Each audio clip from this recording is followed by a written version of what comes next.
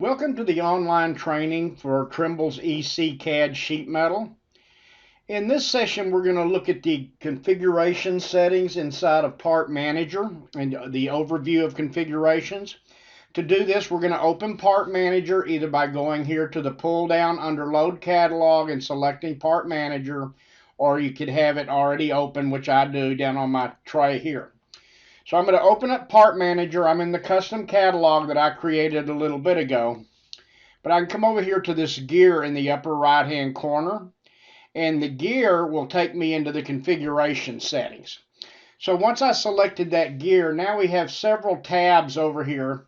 We have the shop standards. So this is where you would set up specifications, which will be covered in another section. Manufacturer's defaults are set up here as well.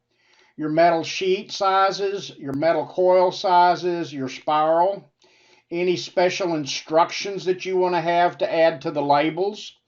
And also you can open up the allowances, which are going to have your settings for your connectors, your gauges, your seams, your joints.